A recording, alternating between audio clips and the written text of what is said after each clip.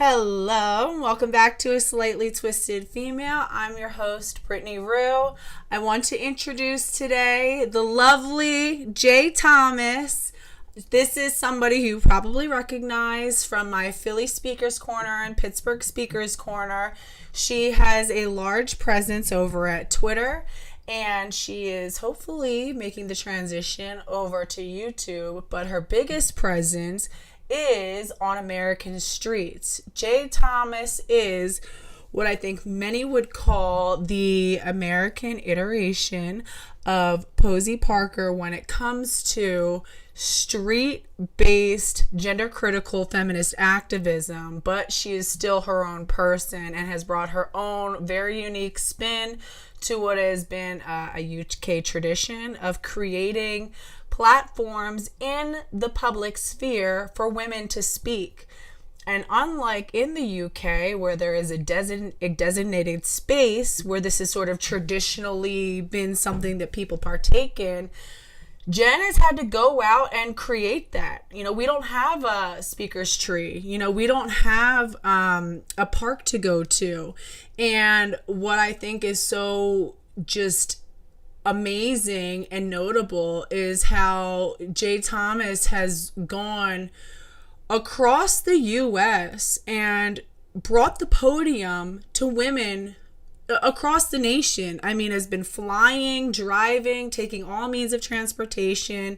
She has just gotten in, you know, rather than sit and talk about it, Jen has really been about it. She's gotten her boots on the ground, had women, you know, coming and creating relationships with the local police department, just figuring stuff out as she goes. And what I think is so remarkable and what Jay Thomas is really showing us in this movement is how to get creative, how to problem solve, and how to just do it rather than getting stuck in inaction and waiting for the right moment and is everything perfect. She just does it. And I think she's doing a really phenomenal job. So I want everybody to help me welcome Jay Thomas. And thank you so much for being here with us. Hi.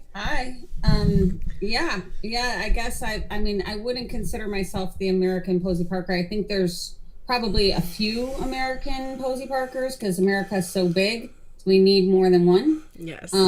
But I am focusing on Speaker's Corner, Free Speech for Women right now. I got into this a while ago, you know, right the day after Biden was elected. Okay, I decided that I was going to focus on this. But before that, I had learned a little bit about activism. Most of the activism I did before this was for kids.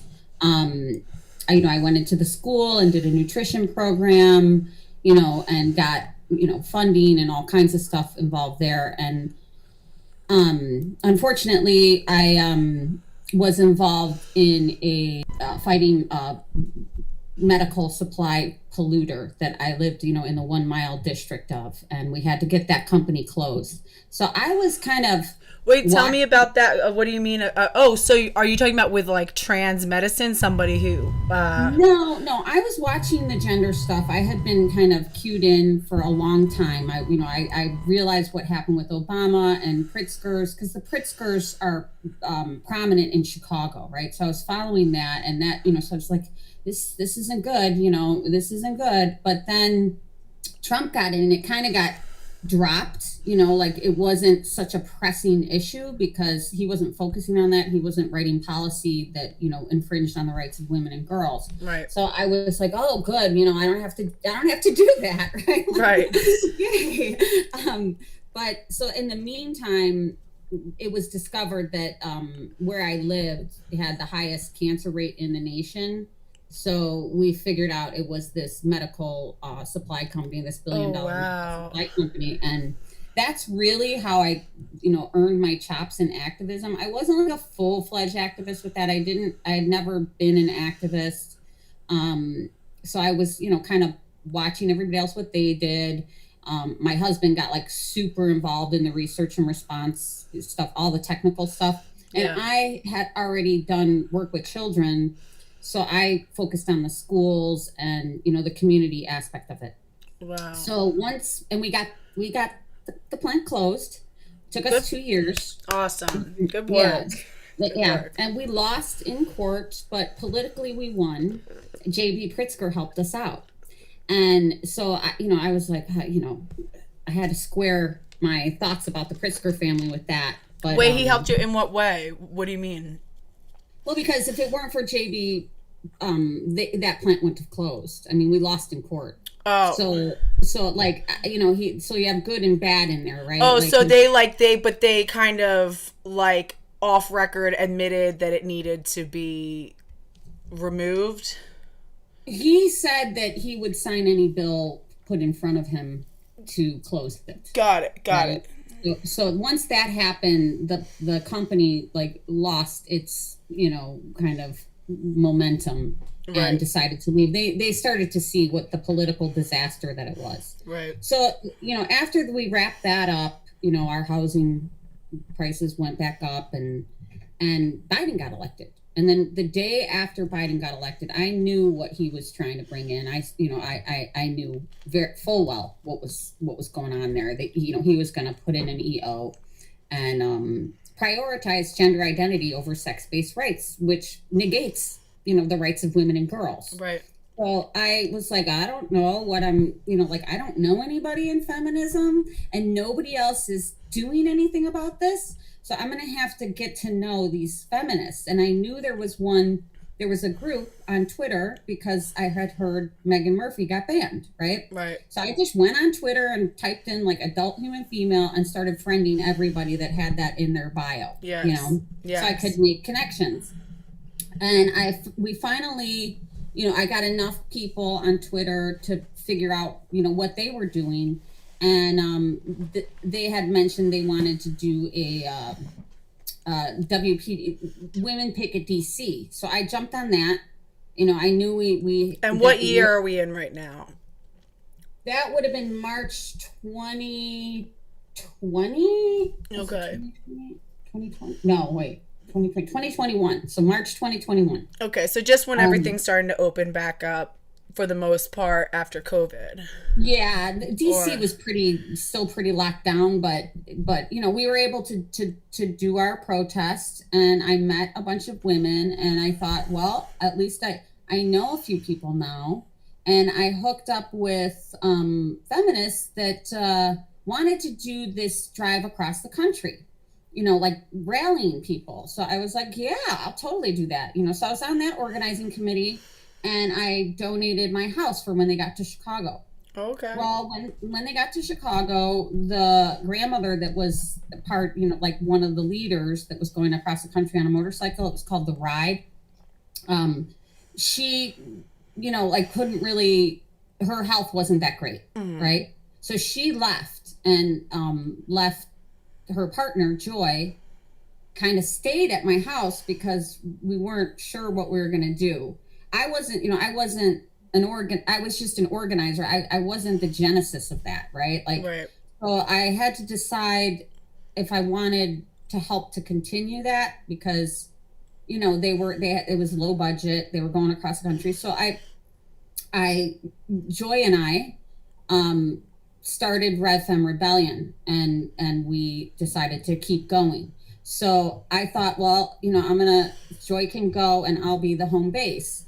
So wait, what is how did you get the name RevFem Rebellion? Revolutionary feminists. Awesome. Love it. RevFem Rebellion. And we, part of my thing is like have fun while you're doing this, like, of course, because if you're going to get into this, it's hard work. So try to have it be relaxing. And it's emotional. Fun. I mean, it's emotional. You need that counterbalance. Yeah. So Joy, I would fundraise for her and, I financed a lot of it. Went across the country connecting women because, there was, at that time, everything was private. Like all the protests were private. People were afraid. They didn't want to publicly advertise. So we had to actually have like a network of women to actually do this, right? So Joy, made the connections, and and of course, like, I would get involved. We'd have meetings, and like, just put them in sort of a Rolodex. And then we started working with Save Women's Sports. So we did about 7 protests with Save Women's Sports, and at that point, I was at the protests, right? Like, I was showing up. And for those who don't know, just to interject, Save Women's Sports is an organization started by a woman named Beth Stelzer, who is a bodybuilding competitor. Yeah. Mm-hmm. And the way that she kind of broke into this sort of activism was there was a trans-identified male who was kind of pushed into competing against the women, and she was forced to choose whether or not to compete against this person, and she filed a lawsuit, because this person was taking away prize money. And I think Beth Stelzer came in second or something when she should have come in first. She ended up losing to this trans-identified male, and there was a sizable amount of prize money, and she's been training and working for a long time, and realized, she was basically robbed of that, which could have opened up many doors for her.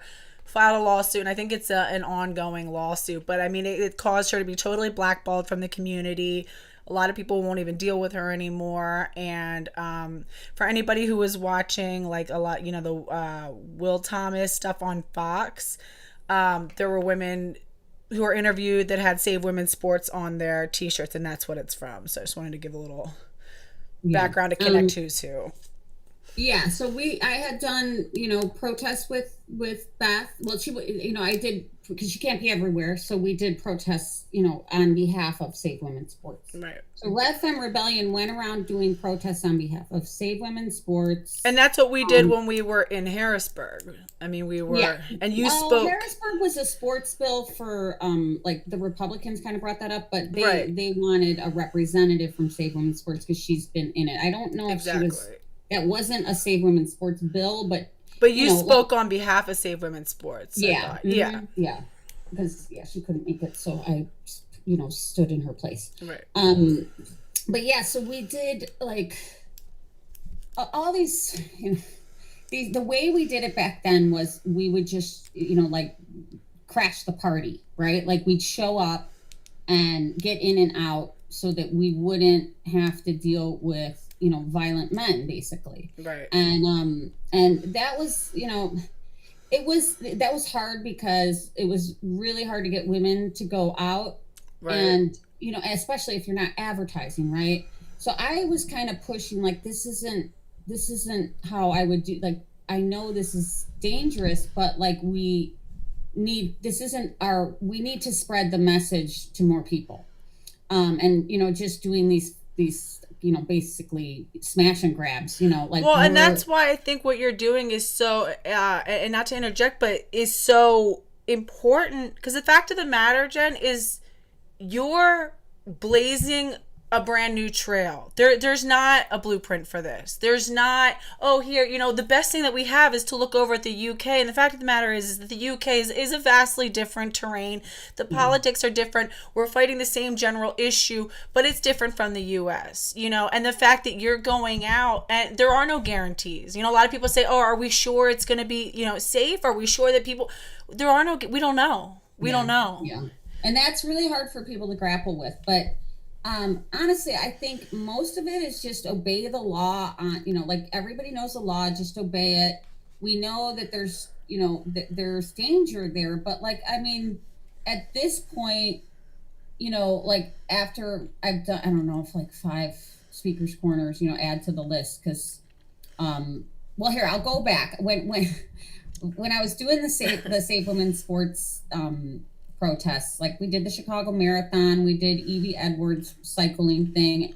Anytime there was a male in female sports in the female category, and I was anywhere near the geographical area of what was happening, I would hit that. I mean, I basically, for the past 2 years, I've done a protest every other week, right? And if you count all the actions, it's probably once a week. There's probably, like, I mean, I'm actually compiling a list of all of them because it's You've been all over. I mean, you've been all over the country. There's been times when literally, even like after the Philadelphia, I was like, oh, cool. Like, wow, I'm like still like kind of basking in the glow of the thing. And then I like turn on my Twitter and you're out in Port Townsend and like getting attacked by like a mob. I'm like, you literally just don't stop. I mean, you're on, on and go, and when there's a new, and even like the Port Townsend thing, that wasn't something that you had scheduled out months in advance. That happened and you guys were there. And I know that Amy spearheaded that. Yeah, Amy's a good friend of mine and I was worried about her. So I wanted to,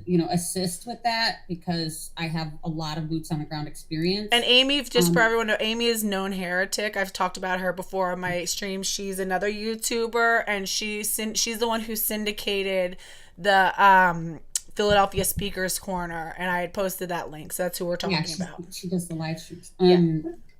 So then I got banned from my street activism translated onto Twitter, right? So I had this Twitter following. I was, to get along, just doing fine. I think I had 5,600 followers, like I had a decent following, and they targeted me. So then I got put into like the weird, Twitter algorithm where they just mess with your account. Yeah, it's a shadow ban. If you're effective, they figure it out and they figure out ways to mess with you. But so then after I moved, right? I moved to Pennsylvania. And that's when I decided to. And you're originally from Chicago, just for those. Yeah. Mm-hmm. So in Chicago, I probably had done like, I don't know, 30 protests. Wow. Like just in the Chicago area alone. And I had been traveling. I went to Texas. I was in DC. I was in freaking California. I was all over because Joy had to take a break. So that's when I really like doubled down on. I was doing stuff on the ground, but not like I am now. Right. Like I had eased into this, and just somebody asked. Judy C. asked if your activism has affected any of your relationships. And I guess an extension of that, you said that you're doing so much activism in Chicago that really isn't being done by anybody else. I mean, you're bringing that. Did that create any sort of like local tension between like you and the community? Were people like giving you a hard time? I mean, I'm pretty strong-headed. Most of the people I know, they know that they're not gonna like change my mind, right. Like if I'm serious about something. So like I didn't get a lot of what other people get, right. because I've always been sort of a passionate person, and that's like, how I feel. So most of my friends like kind of accepted that. I did get a few friends, and I had my neighbors putting up, trans flags and stuff like that. Oh my God. So found out like it was, like minor things like that. But I think younger people get it the worst. It's like, the Gen X people, or the Gen Z, or what is it? Yeah, the Gen Z, I mean, like the Zoomers and stuff, because this is really their generation's thing. You know what I mean? Like it's people in my generation and your generation are more just like, oh, we'll be supportive. We don't totally get it, but yeah, seems okay. I mean, most of my friends, they like a lot of them didn't get it, but I would kind of tell them what was going on, and then slowly they were just like, well, I'm glad you're doing it, like right. Slowly it was sort of like, what is she doing, and I'm like, oh, this is going on, they don't know prisons, they've got, so eventually like some target like the fucking wide open field of gender ideology, it covers the gamut of like it sterilizing children, putting men in women's prisons, like it does eventually, you will hit on a subject that touches that touches close to them and they relate. So I didn't have the same issues as a lot of people, plus I had prepared for this. I knew that I wanted to get into it, and it came at a time in my life where my daughter was away at college. I had just gotten divorced, like I had some freedom, but I still had to sell my house. So I ended up selling my house and moving to Pennsylvania. And that's when I got here, I was like, I'm focusing on Will Thomas. This is like, it was either going to be Dr. Levine or Will Thomas. Oh, yeah. And that was kind of easy pickings because he's showing up at events, and I was like, well, we'll just get his calendar and show Well, up and I at his think events. for a lot of people, Will Thomas or Lia Thomas is a really good segue into caring about this issue because for a lot of people who might otherwise be like, oh well, it's a shame that that's going on, but that seems so niche, and this helps people realize that it's really not a niche concern. This will start to if we let this continue, this is going to start to impact our children, and especially you have a lot of these people. I have a son who's really into sports. It is a lot of work. So to develop a child as an athlete, I mean, that is not just the child. I mean, you have coaches, you have family members, you have moms. My boyfriend's, I'm friends with my boyfriend's son's mom, and her, their son is huge into football. I was just talking to her earlier. I mean, she's driving him to practices. She's spending hundreds of dollars on equipment. I mean, she's getting him trainers, taking him to preseasons, and to feel like you've had all of that undone, and you do all this work hoping that your daughter, your son can use it as an opportunity to get maybe an education or a scholarship to an education they might not have been able to access otherwise, and to just have that come and just so cavalierly ripped out of your hands from somebody, some mediocre male. Yeah, I think a lot of parents are like, this is where mediocre male, it's a total autogynephile. When Joy and I, we were like the first two to focus on him, right? So we went to Sheer Pool in Philly when he was swimming against Yale, and that was at the time it was COVID, so they wouldn't let us in. So we were out front all day. It was like in January. It's cold, and I mean it was fine. We did fine, but so inside. All right, they know we're out there. It's just the two of us. We've got a bullhorn, and we're doing our thing. And inside, Will and is that me or is that you? The trans-identified female. Okay, so the trans-identified female wins, and she takes her shirt off. Just to the parents, because they're not letting anyone else in, right? To show them the mastectomy scars, and like that's her big celebration that she won. That was so. Does that not feel so rigged to you? Just to say, oh, see, look, it's. Well, let me tell you what happened after that, right? So we get wind of it because the media is coming in and out. And we're talking to the media. This is the first time, like, boots on the ground got in a major paper. We got in the Washington Post. Oh, right. It was a bullshit fucking article where they're using the wrong pronouns and stuff, but at least we got some visibility. I'm going to see if I can pull it up while you're talking. We're out there, right? And he sends his friend and another woman to come and flash us. Wait, so who? She's showing her mastectomy scars inside. And Will Thomas sends two women out and one of them, it's freezing, right? It's January. She's got parka. Oh my God. Her parka and like her breast comes out.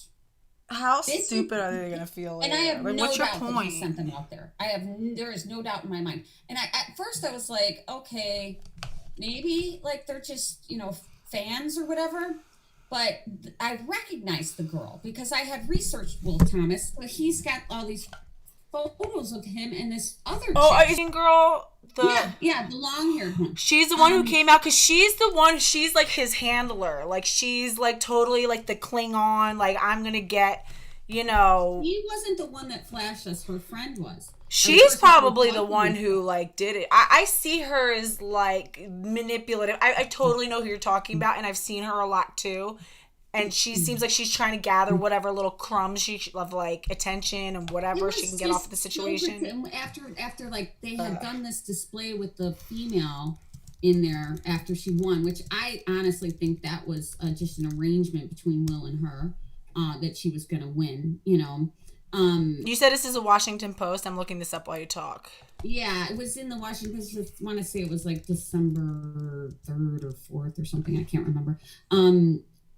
Anyway, so he sends them out to flash us, and I'm thinking, okay, this just got personal, right? Yeah. Because this is so. So then, he was supposed to swim at a meet in Westchester, And then we found out he wasn't going to be there, and everyone's like, "You're going to cancel?" I was like, "No, because I'm here for the women. I want them to know that they have support. Right. You know, I want them to see me." Yes. Because at Sheer Pool in Philly, they stood when Yale came out to get on the bus, because we were in front of their buses. They listened for 45 minutes. I went on the bullhorn and did a whole shame thing to the media. Shame. Like, yeah, when you say shame, it's so funny. You'll just sit there. Jen will sit there and she'll get her bullhorn. She'll be like, shame. Shame. And they all listened quietly. No, there was no TRA attack. Right. They were like, "Oh God, somebody's speaking about this." Right. Nobody, and they needed to see. They saw support online, but it is a lot different to see support in person. Right. Because everyone's so afraid. Everyone's so meek and meager about it. And to see a woman who looks like a mom, not just some other crazy activist, you look like you could be anybody's mother. I am a mom. Exactly. I look like what I am. But so I was like, they need to see this. They need to have like a real live in-person support. And after and we went inside that one, we were allowed to go inside in Westchester, and Joy and I sang stand up for women. Aww. Even when they're swimming. Aww. We support the women. So every time the women were in the water swimming, we didn't want to disturb their dive in or whatever. So we'd wait till they got in the water and we'd sing this verse. And by the end of it, there was like people dancing and kind of standing up with us. And this was, we get in there and I have my adult human female that I like finger painted basically. Yeah. Where there's like put all this like graffiti type stuff. I take off my jacket 'cause it's winter, and the cop, I'm sitting right in front of the cop. The cop's eyes practically like bulge out, right? Because nobody's broken the silence yet. Right. So even a t-shirt was a statement. Right. But then we got up and sang. So I felt like that was a success, and that was the last meet before there was Harvard, but we couldn't make it to Harvard, but that before the NCAA championship. Right. So I was not going to miss that championship, and I went to that. That was an experience. Yeah. Like, having him win. And that's the one that Kellie Jay was at, right? Yeah, Kellie Jay came in town. She did a speaker's corner right before, so I hit that. I drove, so I hit that in DC and got to Atlanta. And when he won, right, we didn't have enough tickets. So Save Women Sports was there, but I was there representing RevFem Rebellion. Because Save Women Sports had people there, so I was like, okay, we'll push RevFem Rebellion now. Right. So I didn't have all the tickets, and there weren't enough to go around, so we were kind of like taking turns. But some dude came by and gave Jenna Hotch 2 free tickets, and I was standing next to her, and she handed them to me. And Jenna Hotch's this cute woman with all these tattoos, and so he liked her. He gave her the 2 tickets, and I was like, thanks, Jenna. So I had a ticket to go in. Nice. But as I'm going in, there were women from Concerned Daughters for America were there. There were quite a few different groups there. Mm-hmm. One of the young women that was a swimmer didn't have her ticket, so I ended up giving her the ticket. And I just kind of stayed. I lingered in the hall. I almost wish I didn't, because I wanted to get in there and like start screaming. Really, like just screaming as loud as I could. Get out of the pool, you're a man. That was so noble of you, but you should have gone. Given a ticket, and of course she comes out, 20 minutes later, because we were gonna do like a ticket switch, crying. Because he had just won the 500. That was the piece, the cake that he wanted, right? Right. So, and I'm watching this woman cry, this young woman, and I give her a hug, and I kind of like pass her off to the other young women, that could relate to her, the women from Concerned Women for America. And of course, none of the news media outlets are going to report on these women's tears and how much this breaks their heart. Yeah, and I mean, it really was a beautiful scene. The daughters, or women, I think it's Women for America, embraced her, and like within 5 minutes, she was, kind of joking and laughing. So it was a really nice sisterly scene to witness. Totally unnecessary because there shouldn't be a man swimming in the women's category, right? But like I feel like focusing on him was a great idea because the exposure button with him, we got more exposure with Will Thomas than we did with any other thing that we had, any other, because it's so universal. It's so universal to any parent, and this isn't just the parents of kids, who maybe who are troubled or who have, body dysmorphia or who are depressed or, who whatever, or have some autism or other developmental issues. I mean, these are just your anywhere parent with, a child, and they know, and we all as a parent, as a mother, and any mother who's listening, any father who's listening, know the blood, sweat, and tears that go into developing your child and helping them be the best that they can be. And especially when you know that your child is so passionate and loves something so much, and again, for a lot of these girls, this is their last opportunity. Some of them are seniors. This is their last shot. This could mean the difference between whether or not they'll swim for, another organization somewhere, get some sort of, job in their passion. And to see that so crudely ripped away, I think that's really, really why this Will Thomas in particular struck so many people. Yeah. And I mean, he's 6'4". It's ridiculous. 4'64" when he was swimming with men. His shoulders. With women. It's just so gratuitous. The violation is so gratuitous that the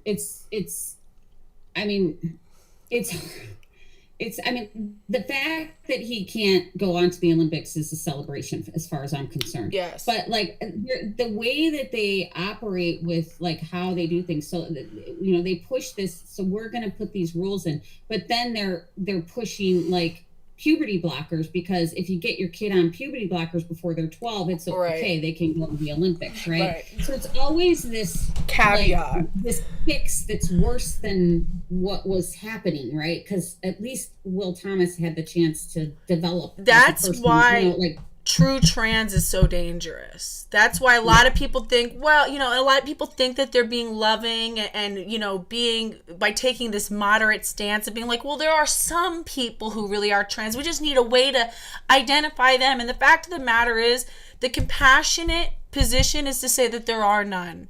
That men can dress and behave and look and be how they wish to be as men.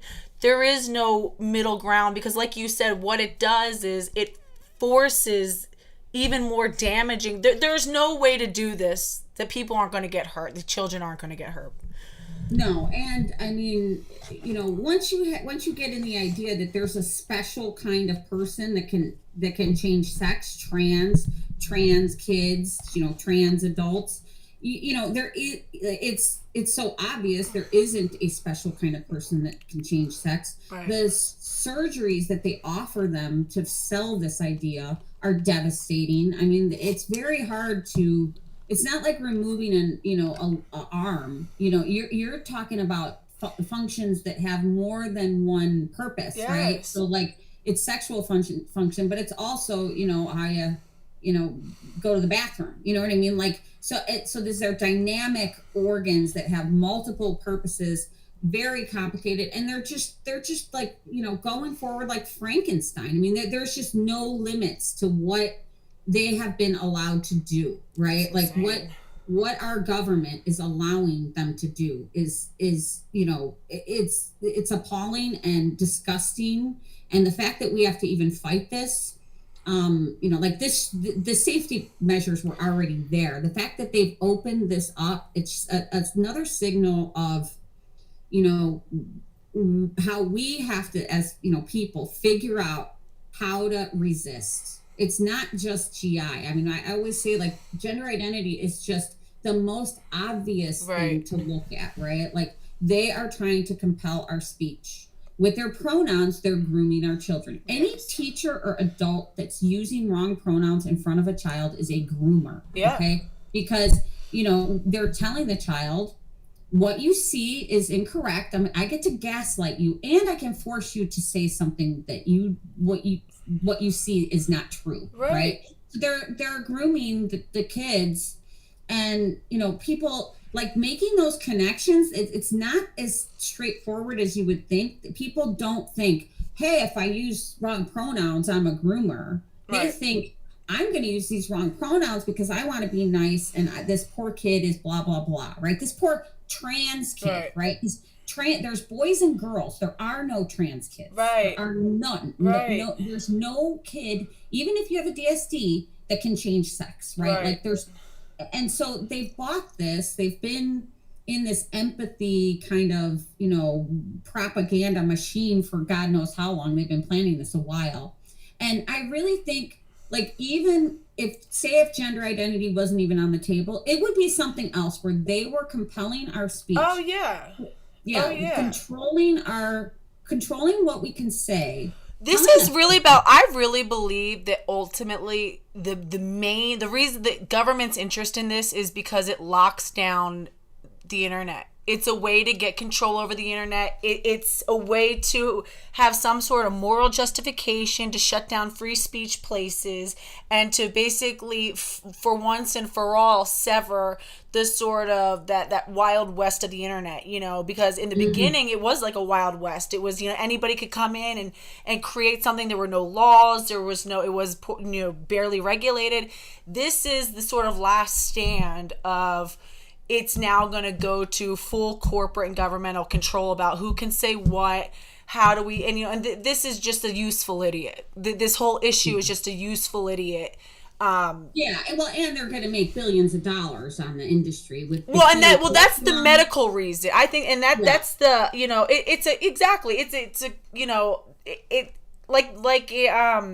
what's his name? The guy from Kiwi Farm says it's a rat king. Everybody has their own motive to profit, and they all just happen to intersect around this one thing, and they realize if they all team up, they can all get what they want. The profit motive is there, but I think the main motive is to get these policies, circumvent the law with these policies, and get the citizenship, the general public acclimated to not believing they have free speech, because like they started with it on the internet. Yes. And okay, there's no free speech, it's a private company, blah blah blah, that was the excuse. But now when you go on the ground, there's a group of like 100 Antifa zombies trying to stop you, and I have no doubt that they're being paid to be there. Right. So like, it's not just on the internet, it's on the ground, because that's kind of what I was doing. I was testing free speech to see if we could, if it was still allowed. Well, you're so right. The whole getting us acclimated. How often when you write a tweet do you sit there and, whether subconsciously or consciously, look over and make sure, is this going to get me deleted? Making sure, do I have to, let me make sure that I'm saying what I want to say, but I've got to tweak this. Well, we're hyper sensitive and having to constantly police ourselves and be so cautious and toe the line. And I can't just speak in what is most comfortable or normal or natural to me anymore. I have to constantly, patrol myself, and you're right. And it is a litmus test to see, can we speak? And the answer is no. Yeah. Yeah. I mean, well, if we just give it to them, the answer is no. Right. Right. Like if we don't test it and demand it and do it, if we're not out there doing it and, bringing people into, that's basically why I was like the speaker's. Well, what happened was, they put Roe v. Wade. So I was on the ground, and once Roe v. Wade was overturned, I was like, wow.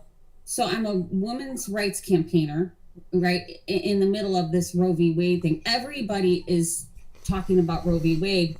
So I was literally like telling people, it's, that's not my department. I work in the rights and privacy of women and girls for, sports spaces, prisons, keep prison single sex. So then, like, as I was on the ground, because I was always planning, there's always one in the works, right?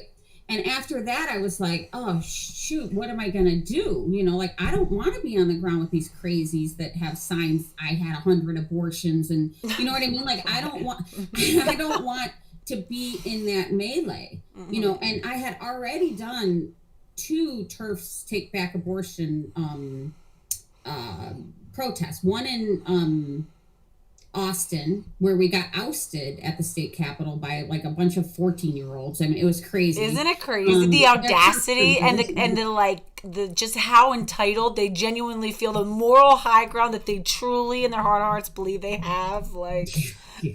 And I mean, there were so many of them that it wasn't like a violent interaction. It was because they were young. But it was still like they were pushing us out. I mean, they surrounded us. There was hundreds of people surrounding us. If my child ever intimidated, older women, mothers, grandmothers, I can't tell you like the scene I would make. Like, my kids would never. I was just on there. I had this sign. This was the first time I had put TERF on my sign, right? So here, I'll put it up, right? So I don't know if you can see that, right? I had that sign, woman, mother, our TERF, right? Yeah. How, like, that's not, I'm at an abortion rally with a woman, mother sign. Yeah. And they're ousting us, right? So that was the first time I kind of went inside the RevFem movement, right, to make a statement like you can't really fight for abortion rights if you don't know what a woman is. Yeah. And then the second time was with Kara Dansky in DC, and that was a mixture. That was like a lot of right wing. But there was still the left wing there too. They were kind of fighting each other, and we were like outcasts, the TERFs, right? Because the LibFems didn't want us, and the conservatives didn't want us. Right. Like the conservative didn't really know. Do you remember when we were in Washington D.C. and we were going to go to do the press release right in front of the Capitol building? And it was with the whole Save Women's Sports. And as we're coming back, the 50th, right? The 50th. And they blocked me from coming in. He's like, whoa, no. And I was like, no, I'm supposed to be there. He goes, no, you don't. Nope. You need to get out of here. Or he was like, no, you're not allowed back here. And I was like, I'm with the press conference. And we literally had to have somebody, one of like the senators, come over and be like, oh, no, they're with us. Like, come on through. He's like, oh, I apologize. I guess because they like assume, I don't know, like how we look or whatever. That was their event. They put that event on with Tulsi Gabbard. And, but by then, because that wasn't too long ago, we have already mixed in with all kinds of libertarian, every kind of group, because the groups are starting to converge. Mm-hmm. So we're getting more support, right? It's not a partisan issue at the end of the day. It's genuinely not. Yeah, they did a nice job at that protest and standing for women, our bodies, ourselves, or our bodies, our sports was their deal. My hashtag was our bodies, our TERF, right? So because we're taking back the TERF name. Yeah, there you go. Yeah, that was fun. That's right.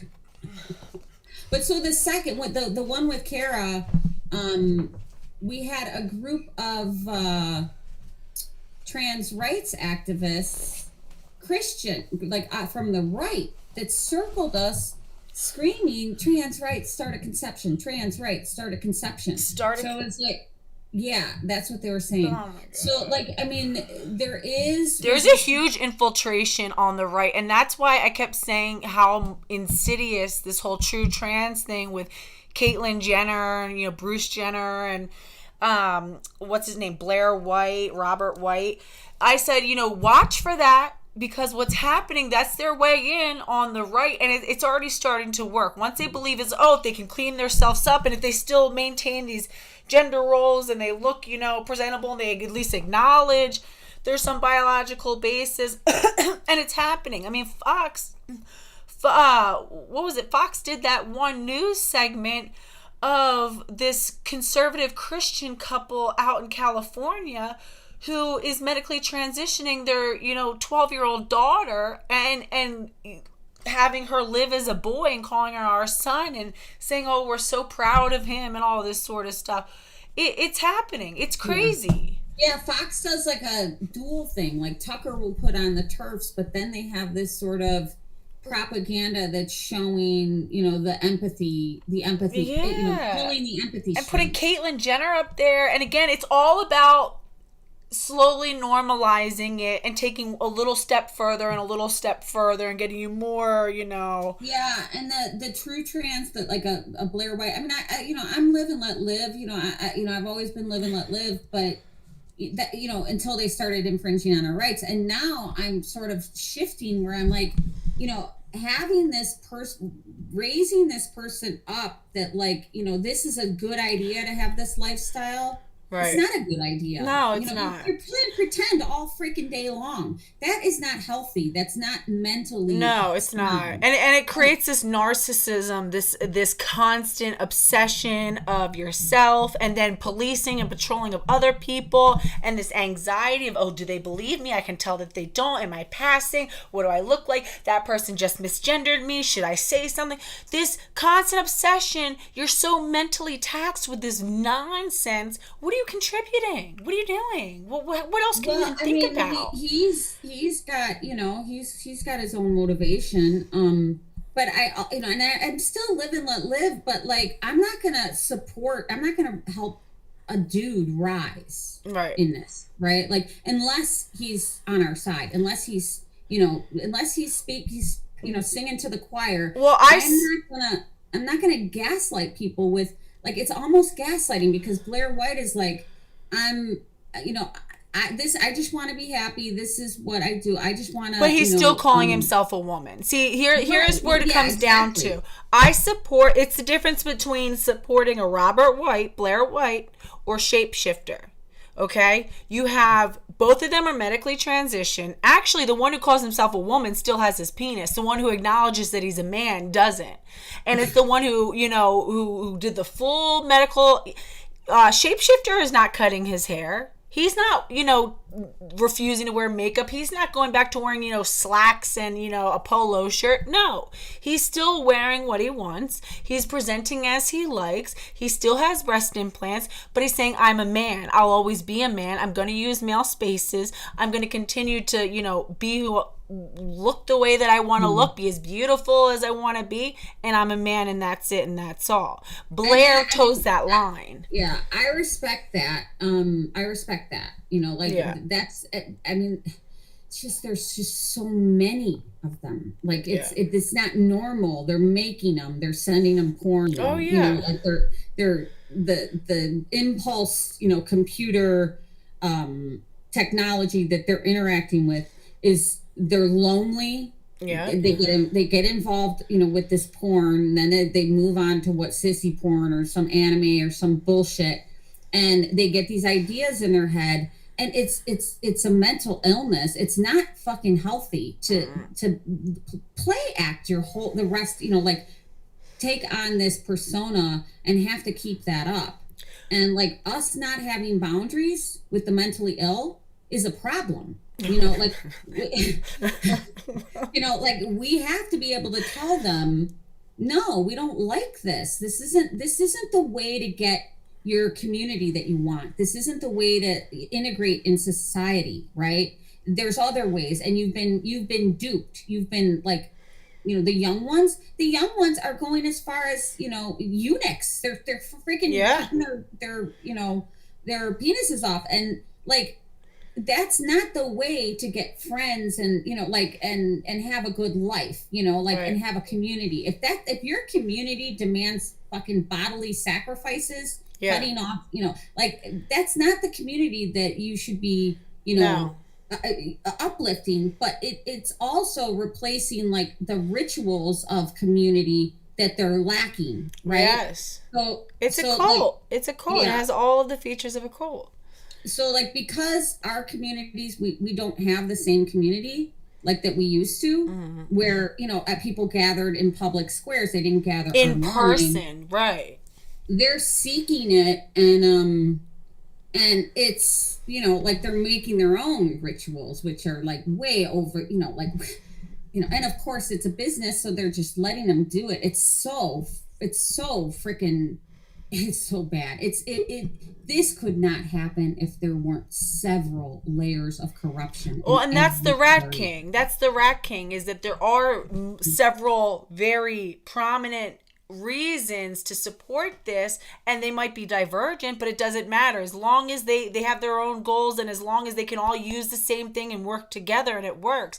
And the thing is, children are that sacrifice, because if these males who want to live this way for whatever sexual reason, whatever, and have their own even let's look at the medical system, right? And they say, okay, well, we have to propagate in this people.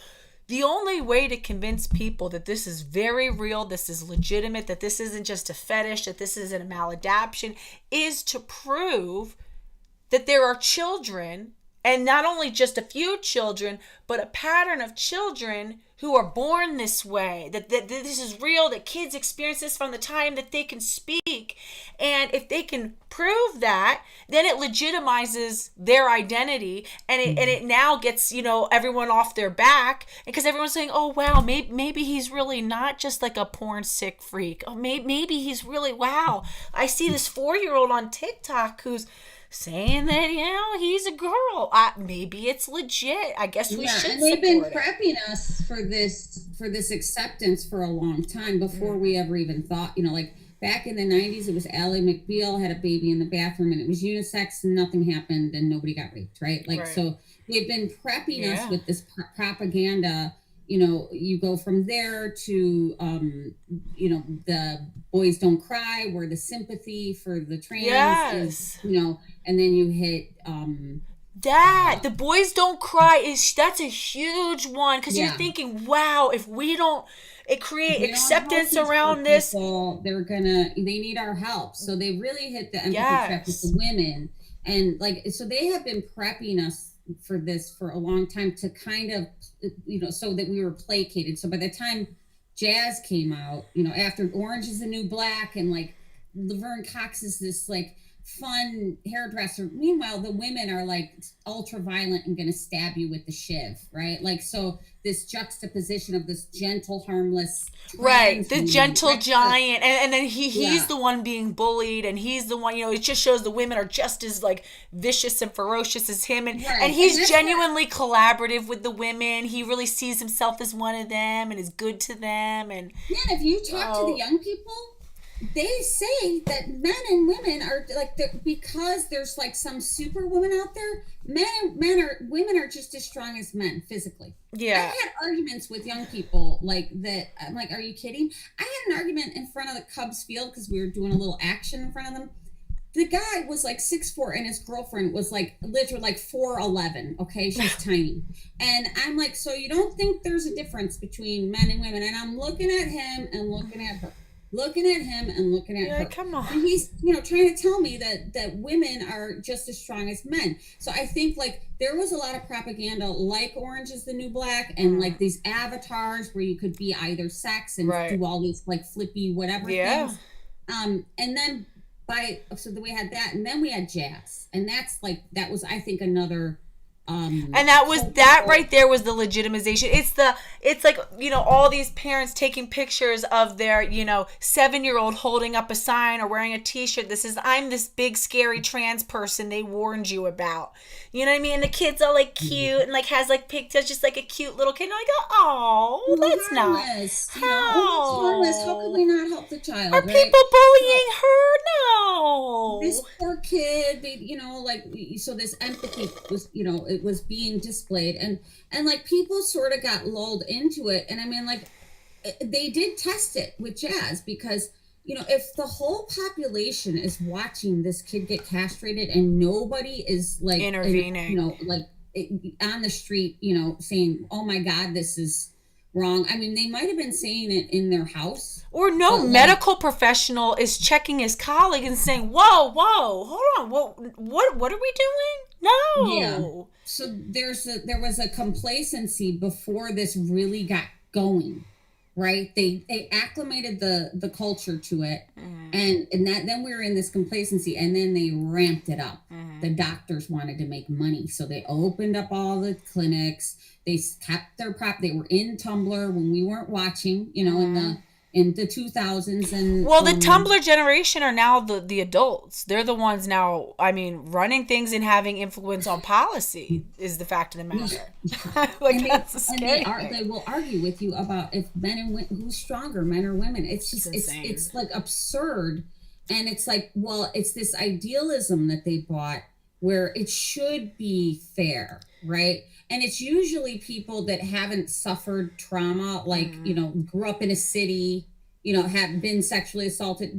They haven't had the experience of, being overpowered or predatory men, right? Yes. So their vision of the world is, this is the next frontier of equality, right? And equality is the ultimate utopian ideal. It's the one thing and honestly, that's really a communist ideal. When everyone is the same, everyone has the same needs, we all have the exact same thing, we get the same outcome, and we're all the same, and we'll all be happy.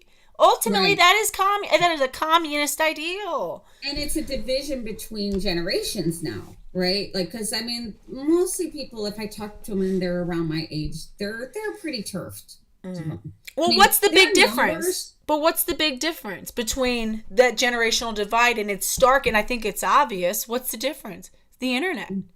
There's one generation that actually grew up interacting with people who maybe had a house phone, and if they wanted somebody, they had to go knock on the door to their neighbor and say, "Hey, can you help me out with something?" Well, that wouldn't fly now. We do that. They have too much anxiety to go out. Because they can't function. The internet gives them anxiety, and they haven't developed any socialization skills. So it's this vicious circle. They have no. I mean. Even my daughter, who, I'm pretty socially gifted, so, we worked on her, we would practice conversations. Yeah. Because she wasn't getting practice with her friends. And so I was like, all right, well, let's go out and we'll talk to the guy, at Dino's, the grocery store. Right. And, you have to say something. Because I would talk to her on the phone, and it was excruciating. Right. It would be like pulling teeth, getting one word out of her. Isn't it so sad? But then they have this whole life online. If you were to go on their thing and you realize that they're talking to people and they have all this thing, they're so adept. They know how to exist online. And the fact of the matter is, all these conceptions of themselves are possible in a virtual space, but it's not possible in the real world. And when she started having anxiety, I put the dots together. I was like, you're up in your room too much. You got to get out. You have to get a job. I was pushing her to get into the real world. And how does your daughter feel about what you're doing? Totally turfed. Good. I know that's right. She's not gonna. There was no way that I was gonna send her off to college without being totally turfed, because the college she went to about 30% of the students were saying they were trans. She went to a fancy college, liberal, whatever. But thank God she did the hard sciences. But but and even with her school, there was I was seeing, I knew at least 4 kids that were claiming trans status. And moving up the first they come on and they either say they're a lesbian or non-binary, right? And that's the stepping, stone towards trans. Right. And then, if they get attention for it and it's working for them, they move on to trans. Or they say they're queer. They say they're queer. They don't even say lesbian. Lesbian is a bad word now. Now it's, it's you're queer, you're pansexual. Queer, pan, right. Well, they've opened the categories up too, because each category has its own financial rewards. Right. For the kids, and they're young. So and I don't blame the kids, because when you're young, you're susceptible, it's just the nature of the beast. But and I don't really blame the parents, but there is a point where you have to make some sacrifices. If your kid's saying they're non-binary, it's time to really pull the plug on their internet. And I mean, if they're saying they're trans, I would move. To be honest, that's what I'm saying. Well, my child out of that environment. That's like finding some inappropriate messages with your child and, with your 13-year-old and some 35-year-old and saying, oh, okay, well, they're just texting, just don't let it go further than this. No, because if you're seeing that, that's the tip of the iceberg. There's so much going on inside. Yeah, you can't. And they've been corrupted with porn. The average age is 10 years old. Isn't it? Hello, my 11-year-old came home to let me know that some kid in his school was found watching porn during class on one of the school laptops. I called the school. I was like, are you guys out of your mind? And they're like, oh, no, we apologize. I was like, how are you not monitoring? How are they not child locks? They said that it was like hentai. It was like, the reason why it got through the filters is because it was like a cartoon porn, and it just didn't pick up on it. And they caught it. And apparently they were like, yeah, and I guess his dad watches a lot of porn. I was like, all right, Tina, okay, all right, just handle it. The culture is so saturated in it, and it's so acceptable because like all this sort of is moving at the same time. You get it's back in the 70s, it's birth control, abortion, porn gets like more traction because of that. And then GI comes in. They're all connected, right? Well, gender identity wouldn't be, you and I were talking about this yesterday when we were talking. Gender ideology wouldn't be possible without really birth control or even abortion, because it's the disconnect between our body and our sexed bodies and what they do, and the differences. This would never fly 100 years ago or prior to a pre-birth control society, because everybody's like, there would be too many unwanted pregnancies. It's like, hello, we know very well what a woman is because we're living it every day. But when you can have birth control and you can start having recreational sex and you can separate yourself from the biological consequences of being a woman, then it can almost make sense that, I'm not that much different than a man, because you're not living those consequences and differences. You're not having to conduct yourself in a different way, gatekeep in a different way, because any sexual interaction could change your life irreparably. Yeah. And I mean, I like, the freedom of all these things. Don't get me wrong. I'm not saying that I don't like it, but it needs to be examined and kind of like, like a radical feminist examination of like an overview of the past 50 years, because what it's led to is this, like we have a total lack of respect for women. Right. I mean, it's everywhere. And like they're using our new liberties to push us down rather than lift us up. Right. So like, I mean, is it fixable on that level? I mean, like culturally, we have to get porn out of the lexicon of our acceptance, right? Like we have to see porn for what it is, like, and it is it doesn't violation, and like there is even back in the 80s when they had the soft porn. Well, the soft porn led to I heard the other day that there's a abortion fetishist. There's porn. Like, I mean, it just is so, it only wants to go to the race to the bottom, like, it's not like porn got better and it just was like, oh, now it's some burlesque, like we honed it into this, like burlesque show. No, they went down with it and they'll just keep going. Porn is the one place where you can be openly racist, openly misogynistic, openly... violent and bizarre and disgusting, and it's all good. What you're watching either. I mean, you could be watching a sex trafficked woman. You could be watching, like you don't know the age of the woman. Exactly. Like you could be watching a minor. Like so like that acceptance of like, oh well, it doesn't hurt anyone, or it's like I have my favorite, porn on the list or whatever. Like, that's guys will always do gross shit. But we don't have to fucking support it. No, we should keep it, we keep it underground. Right. Make them go underground. Right. Have them be embarrassed to buy the video at the convenience store. Right. You know what I mean? Like, make them show their ID and, like... Even the trans stuff. If you want to go engage with your transvestic, fetishistic, fetishism, go do it in the seedy nightclub downtown, you know, or, you know, in that little district that nobody wants to go to after dark. You know what I mean? Like, have at it. You know, we could get it removed from the internet tomorrow. They have the technology to remove porn from the internet, and they won't, because it's a huge business. And you know, and like men, even like normal guys that, like, you know, my friends, they're like, oh, it's no big deal. Like, oh, you're gonna get rid of porn? Like, what are you, some Puritan? I'm thinking, have you, you know, Puritan? Right. Oh, because I don't want to, like, you know, watch abortion fetishist. I'm a Puritan. Like, you know, because I can see where this goes, I'm a Puritan. No. You know, I think that if people like realized, and I think if more men and women realized how much sexual dysfunction is born from porn and how much it really does destroy your real life experience of pleasure.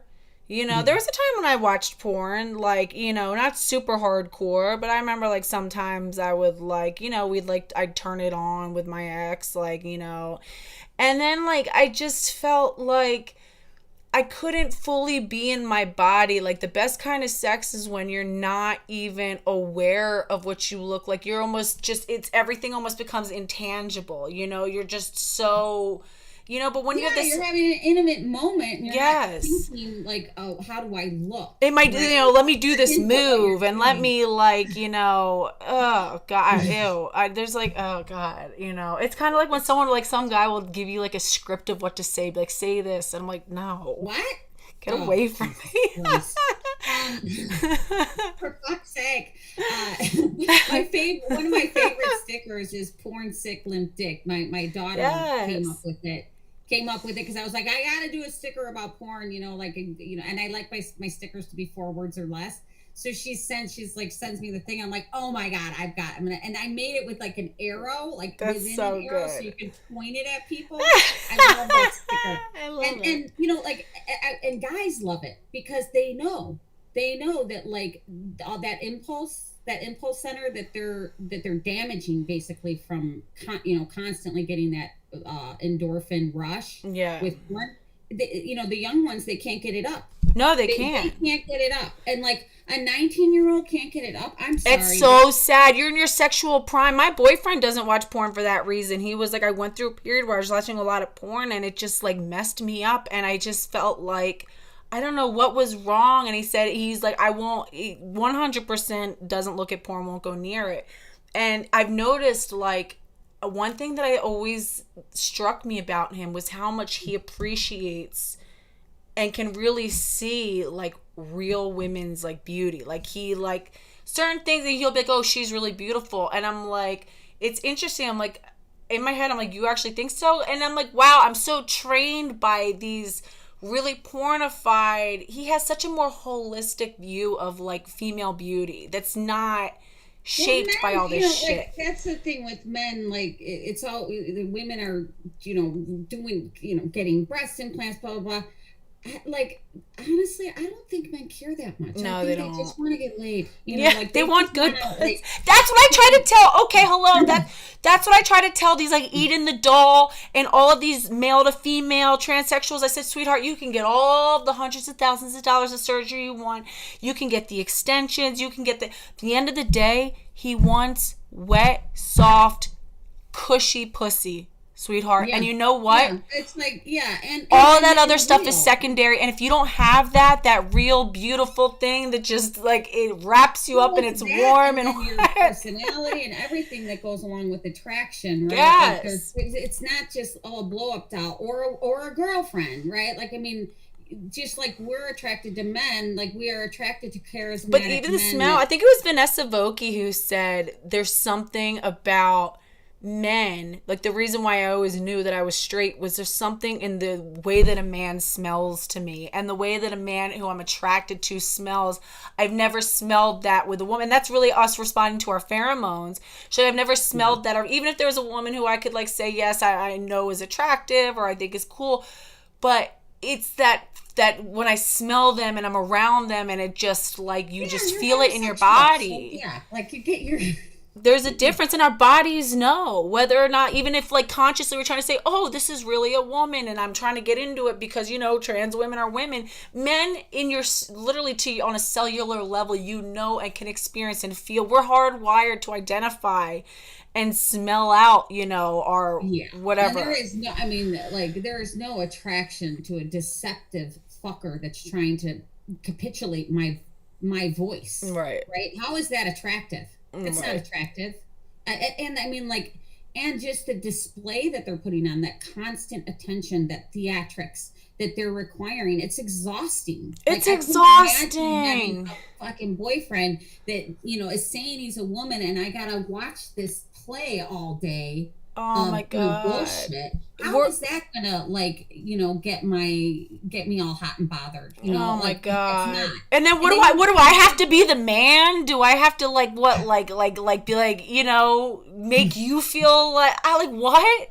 Do I have to sit here and like tell you how beautiful you are and like run my hand through your hair? It's like, no, I want the attention. God damn it. Exactly. Like, and then they turn around and play. It's like, I don't argue with them anymore. When I first got on Twitter, I did, just to kind of sharpen my knives and exercise my chops. That's why I did it too, was to like prepare my comebacks and stuff. And the stuff they would say, like, I'm prettier than you. I'm thinking, in the same, like, you're not in the same ballpark. You're not in the same arena. You're not a woman. There is no competition here. In your head, there's competition, but like, women do not see you as competition. No. We see you as a threat to our safety. Anytime someone says that we're saying it because we're jealous, I literally want to laugh. I'm like, bro, if you only knew, if you could literally be in my body for 2 seconds, you would like literally be like, oh, okay. Like, I'm like, no one's jealous, not even slightly. I have the one thing that you can never ever have, or the two things. I have a pussy, I have a vagina, and I have a womb. Like, there you go, period. You'll never have it. Like, I'm not jealous. It's so fucked up. But even the most traditionally, and I don't like classifying women by their like physical attractiveness. I really think that, like, you know, all women really genuinely do have their own beauty. But it's like, if we're talking about on like, you know, a really whatever, like stereotypical, superficial, the most, you know, quote unquote unattractive woman is still always going to be so much more pleasurable and enjoyable to be with, again, because of her pheromones, because of her real vagina, the self-lubricating, stretchy, like, vagina that's built for your body. Yeah, it's I mean, it's not even comparable. It's not even comparable. Yeah. I mean, if you are having if you're having sex with a trans woman and you're a man, you're bisexual or gay, and that's okay. Like, yeah, or you're an autogonophile. But like, don't kid yourself and don't tell yourself you're straight. You're not. You know, like, you're not. Yeah. It's not. You know, like, it just is what it is. Accept it. So, like, you know, and I mean, I do have sympathy for these men that like get caught up in it, because you've got to be pretty low to get caught up in that. Like, you have to.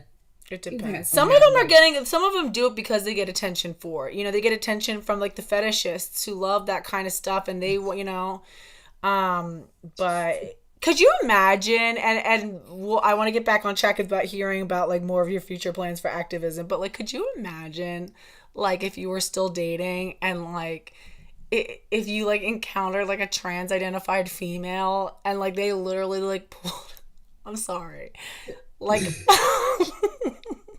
Well, the weird thing is the trans like pull one of those things out on you. Like, would you be like, oh, hun? Like, oh no, get away from. I'm so sorry. Trans-identified females, like, when we talk about passing, I think they actually pass more than the males, and only because they do still have that scent of a woman. You know what I mean? Like, so they're not considered as much of a threat, right? So like, instinctively, you know, they'll say like they pass. You know, we pass. The men, none of the men pass, because instinctively we know.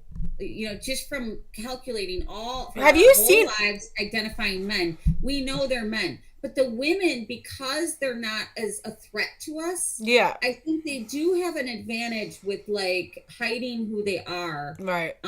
better, you know, and they're probably quieter about it, you know. Well, and men like are so much less. You know, the average man today in his peak, physical time actually has the testosterone levels of a 65-year-old man from a few generations ago. So the fact of the matter is that our men today, for whatever reason, whether it's because of the hormones that women are taking, like I said, like maybe it's birth control and that's impacting the fetus, maybe it's what's in our water. We know there's a lot of estrogen in water. I think that a lot of male fetuses are being estrogenized because of, all the hormones that are in our chicken and stuff like that. I don't know, whatever it is, but the men today are actually have vastly lower rates of testosterone, the same testosterone rate of a 65-year-old man from several generations ago. So we're used to effeminized men. So the fact is that some of these trans-identified females can pass is because we're already used to these, low testosterone men. Like, yeah, exactly. Like, the stereotypes for men, like they're wearing pink shirts. They're, like it's, so it's, they have feminized, like they've been feminized with the propaganda, and they've also been sold a bill of goods of like free sex, don't get any attachment, family is bad, responsibility is bad, so, and I think that further like removes them from like testosterone and that masculine, like, well, also it's the toxic masculinity that like, the male role is so toxic, and that sort of masculine role is just oppressive. It's a sort of lib fem just stuff that I think has just caused so many issues. It's like they want to neuter everybody. They want to masculinize women. They want to feminize men. Well, it goes with their program. If you have men that are probably, I'm guessing men that have higher testosterone rates are more, they're higher. The probability that they'll be risk takers is probably going to be higher. And right now we have an epidemic of men refusing to take risks. They're afraid the men are more afraid than the women.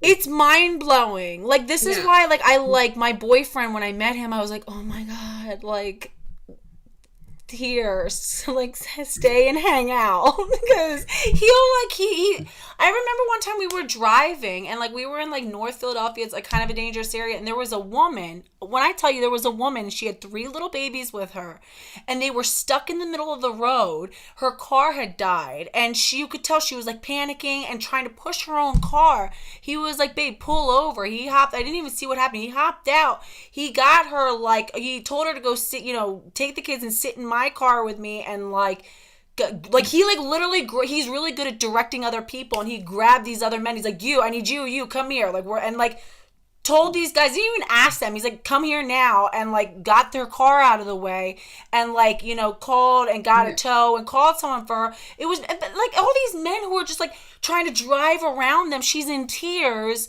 not one person is helping her.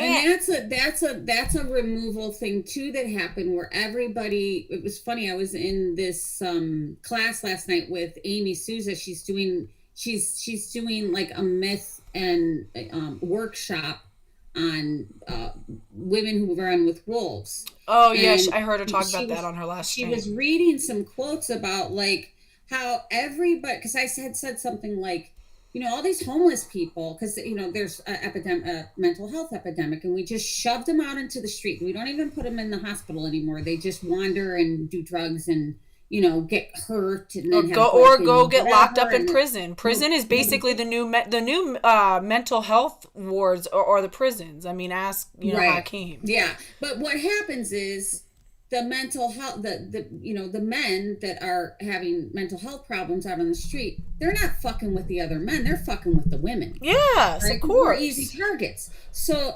now we have a situation where like we're walking by in this like individualized world of we can't look at that because we can't fix it. Right. So we're ignoring, the mental health epidemic that's on the street. Right. And then when the men that we're ignoring beat us up, the other men that don't have mental health, they're in their own little like silo, and they're allowed to ignore us getting beat up, right? So it's just like we ignore the, what we would call like the dredges of society, and then now the women, because we're an easier target, are getting targeted by them. And then because we've been acclimated to ignore our community and, our lack of community, and ignore problems that we don't think we can solve, or we can label it their problem, the men are now, watching us get our ass kicked. Right. And I mean, I can't tell you how many stories I've heard about in New York where women are getting their ass kicked by these, and they just sit around and watch. Okay, that's why women need to carry guns. I'm sorry, until we get this under control. Yeah. I mean, at this point, it's a free for all. Mm-hmm. They let BLM go and do riots and nobody gets arrested. We don't have law and order.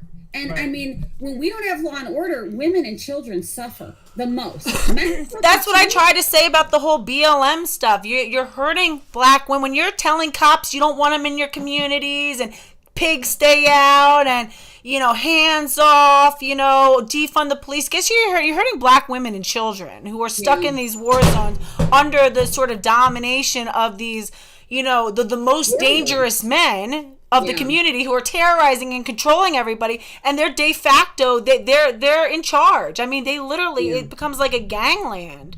But that's cool, And so we're in this kind of place in the world now where it's time to, everybody has to figure out a way how they're going to stand up against this, because we have decay. There is decay and corruption in almost everything, right? So like you have the military. Try to get a contract. That's, if you're not... The military is doing Pride Days. How fucking embarrassing is that? Are you kidding? Like, that's so shameful. And Biden is, knows the difference between the sexes, because if you're a trans-identified female, you don't have to register for the vote, or for the draft. But if you're a trans-identified male, you do. So they know when it comes to their, their... I'm sorry. They should have made it that trans-identified females had to register. I'm sorry. They should have. And we'll see how this conversation changes really fast. Right, but they're not going to screw with that, because they want to always have that access with the draft to 18, 19-year-old, 20-year-old men, because they're easy to control, and they'll and they're at that age where they want to fight and do all that stuff. But they're at the age where they'll stupidly fight for and say like, oh, it's for America, and it's always been like that. That's just part of their development. It's not, but that's why they pick that age group, because they know that they can get them to be hyper violent and control them. Right? Oh, well, Biden might realize the way he shot himself in the foot by sitting there and, ragging on this American identity and American, pride in being an American, and this sort of he's always harped on this nationalism, The nationalism is not the most, this whole idea that nationalism is like the worst of the worst. We equate it with Nazism, because we know that nationalism to an extreme, of course, can be very dangerous. But a certain level of healthy national identity that, I'm proud to be an American, that, we might have some different things, but we have one unified culture, something that connects all of us. And I'll fight for my people, whether I agree with you or not. You're still my brother, you're still my sister. I'm going to fight for you. I care about your rights too. And he's going to realize that after you sit there and you've tried to destroy that sense of unity and factionalize everybody down to this tribalism. That's part of the division that they've been pushing division. They're dividing the races. Tribalism. The sexes. And so, and now with Roe v. Wade, they have a way in to divide the states, right? If Roe v. think about an Orwellian Roe v. Wade, because you kind of have to, because we are in this Orwellian state right now where they can compel our speech. I can envision states having borders, registering women coming and going, registering men to see if they're aiding and abetting, right? So they're breaking up the United States, right, with these controversial, divisive issues. And, and now we are in a situation where, it's up to the states, right? We don't have that federal umbrella, and the federal umbrella is completely corrupt. I mean, they're not enforcing Title IX. No. they're circumventing it all with the law. Biden has an EO that, that's how that EO is how they got into the schools, right? Because Biden runs everything federal, right? So I got the prisons. That's why they're in the prisons. The schools, like any school that's being federally funded. Oh yeah, they tried to threaten all the schools, basically saying you wouldn't get lunch funding if you didn't, weren't supportive of gender ideology. Right, exactly. They'll take, and a lot of students, that's their main meal. And it's garbage, but it's still their main meal. They don't feed the kids well, but they do supply them with garbage food that, fills them up. Right. They do not give a two shits about. If you look at the menu, that's all you have to do is look at the menu at a school lunch. Yeah. And that can be your deciding factor of whether this school gives two shits about your child. Right. Because if they're feeding them pop-up pizzas and I know these this chicken fingers, it's like they're a school, they're supposed to be educating the children, and they're laxing at the lunch hour because convenience, because they don't have the money. They have the money. There's lots, but we're spending all this money on like pride parades and drag queen hour and and nonsense. and then calling ketchup a vegetable or whatever, right. It's like everywhere you turn in America, you have like the roads, the infrastructure, the bridges, the insurance companies, Medicaid, the military, the banks, I'm just thinking like all the shit I encountered where it was just you poke at it a little and it's soft and rotten inside. Yeah, it's corrupt, and that's what we're worried about. We're trying to like raise a generation of people who have no real skills. They're not, they're so hyper focused on how they feel today and what their identity is and intersectionality and like no one, to the point where. And they're so addicted to the internet. They're so addicted to screens. They're so addicted to attention, that dopamine hit of getting the likes, and they're not developing any real important skills. People are becoming like, gender therapists and all these soft, like these bullshit fields that do nothing but make the problem worse. But I also think there's a whole group of young people that are rejecting this too, that like aren't being portrayed. Right? Because I do think like they're in it the most. They have to be the most sick of it, right? They're the ones that are being forced to. Well, it's like the lesbians. It's like, the lesbians who have been sounding the alarm for a long time, since the 70s. Yeah. Lesbians have been sounding the alarm for a long time. But so I mean, I think at some point, like, after you venture into this world where like a lot of things have gone wrong, it's really easy to get like hopeless about it. But like we're animals. This is just like, we're here, like we can change anything. Exactly. I mean, we are freaking powerful. So let's talk about that. I want to hear, what are your, so to get back on track, what is your vision? Listen, and I want to say, like, one thing that I think is so amazing about you, Jen, and what really, I remember the first time I saw you, I was like coming to Harrisburg. Connie had invited me. She had like, found out about my channel and reached out. I was like, oh great, this is my first like in-person thing. And I see this totally like hot, like suburban looking, like mom looking lady who's like, you got your hair, you're on the phone. She's literally you got all these signs that you're holding and you're on the phone and you're like, what I just told them. And you're like, hold on for a minute. You're like, is the thing in here? And then I was like, and I saw one of your signs. It said like, like stay out of women's sports or something. And I was like, oh great, she must be one of that was my Save Our Sports with the heart. I brought the heart sign. You're so just like, all right, I'm here. I showed up. I'm gonna stick my live stream in your face. That was fun. You're just like, all right, we're gonna go now talk to the senators. All right, you're like, hello, can we come on in? Like, knock knock. But the reason why I say that, it's just like, you don't ask. A lot of people will say, oh, I really wish I could do a speaker's corner, but like, could I do it? And you're like, why are you asking? Just do it.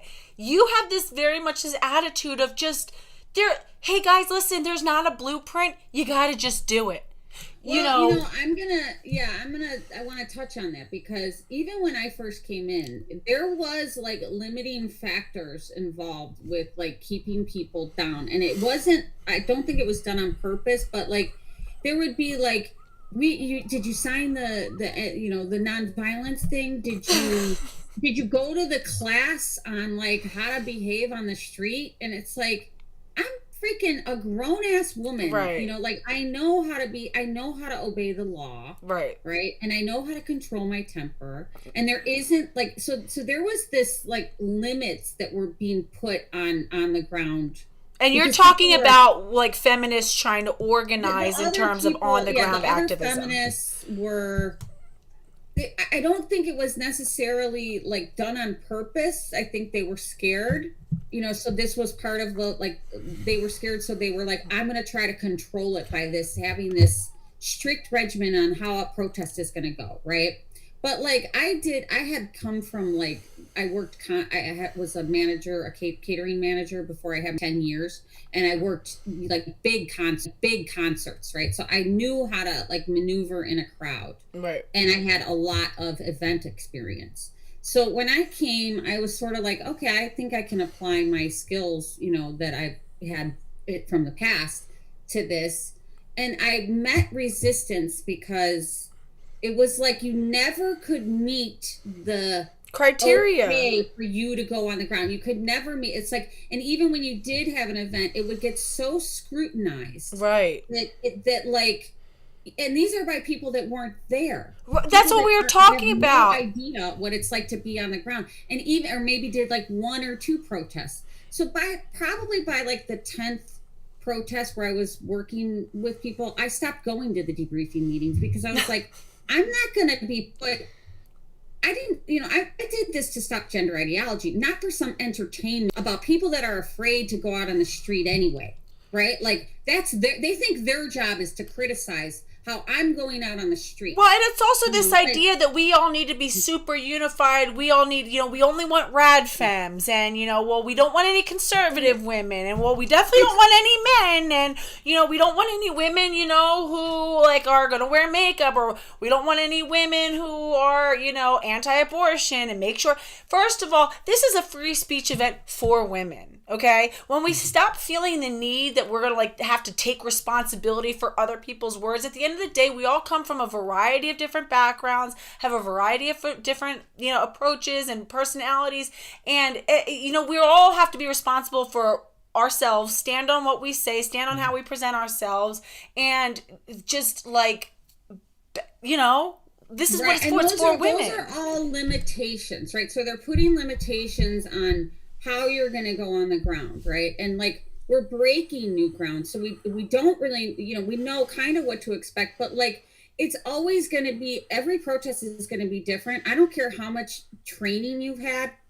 Like nobody could have trained me for the worm in Port Townsend. Right. Okay? Like, but my instincts that I've developed because I'm on the ground and I've practiced it, trained me for Port Townsend. Right. There was no training course I was going to take in some workshop that was going to tell me what to expect and how to react. Right. Right. So it's sort of like you have to trust yourself, when you're out there. You have to, I have this saying where I say, I trust myself. I'm safe in the world. I'm safe in the world because I trust myself. Yes. And then I have like basically a bubble of protection around me because of this, because I know that, I was raised in a city. I worked concerts, I worked a lot of different types of events. So like that part I was good with, I'm not, some fucking like big guy that's, been in a war situation, but like growing up in the city was for a young woman was similar to a war situation. So yes.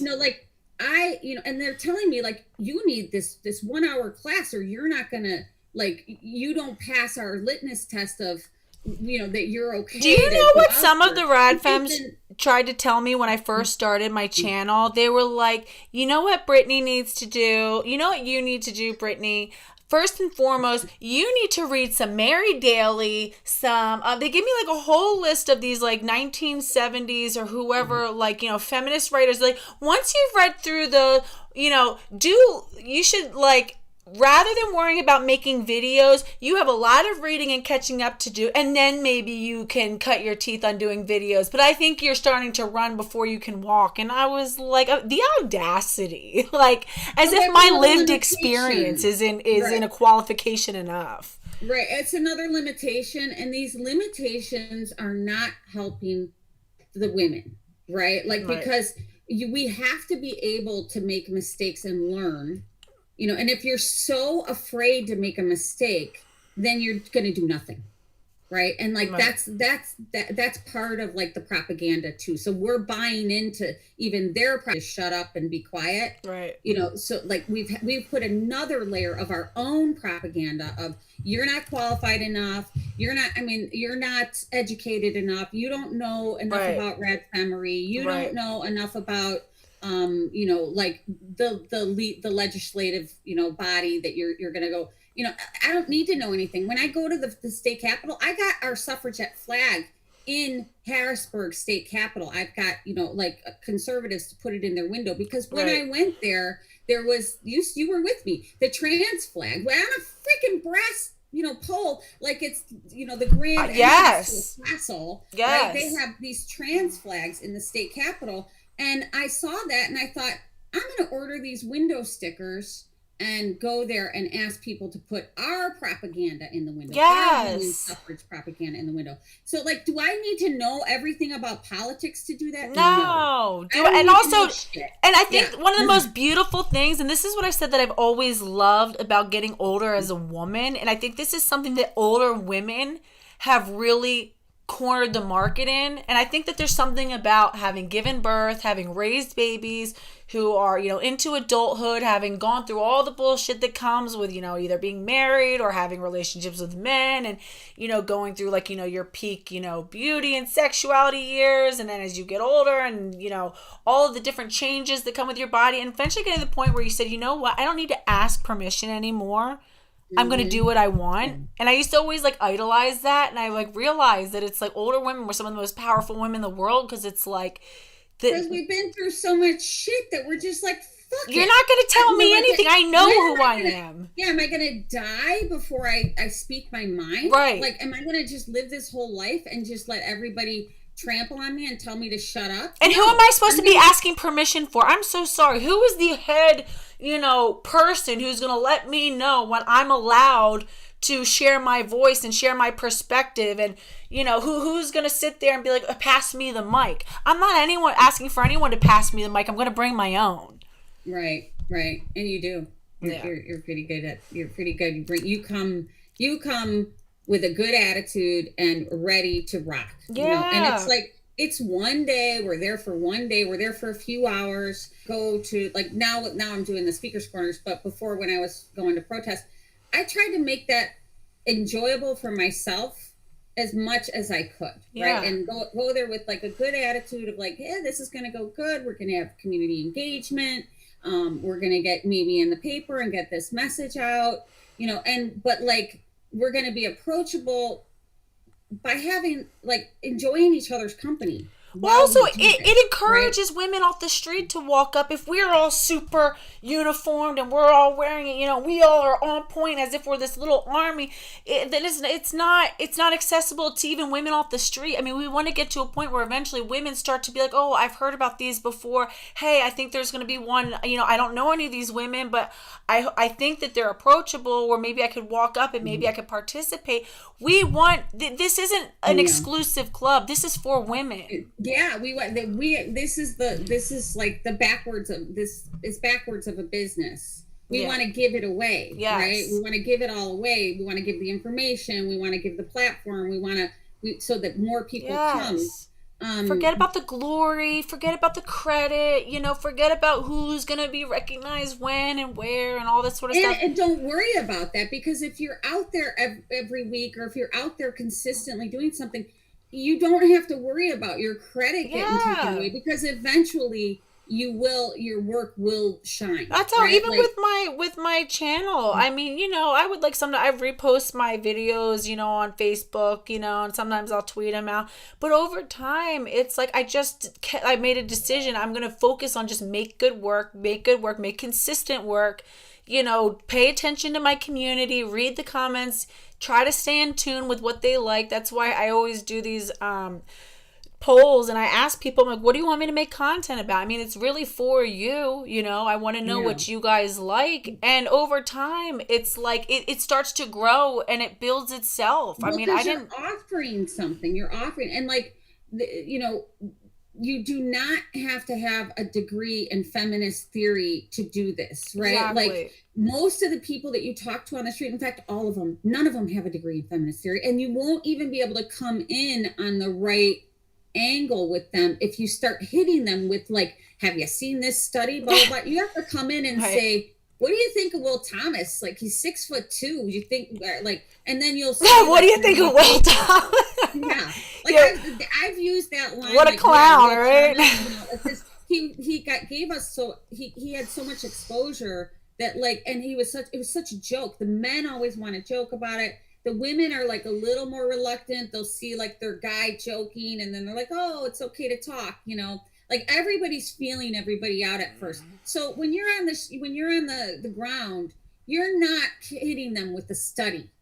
Like, that's not the Gen Pop is not coming in because they read the Cass report, right? Like, they're coming in because they have a strong opinion about males in women's sports, or males in women's prisons, or what's happening with the children. They're experimenting on children. You literally, can have like just an everyday average knowledge of this and bring people in. You just need to be, if you have like just even the most elementary, intelligence level, and if you've actually just like been a human being who's lived in the world, and if you have a body and you've interacted with other people who have bodies, then you are pretty good. Like, you're pretty good to go on talking with authority about this topic. Like, it's not rocket science. Exactly. And why it's so important is because we're animals. We have bodies, right? We are mammals. Yeah. We're socialized mammals.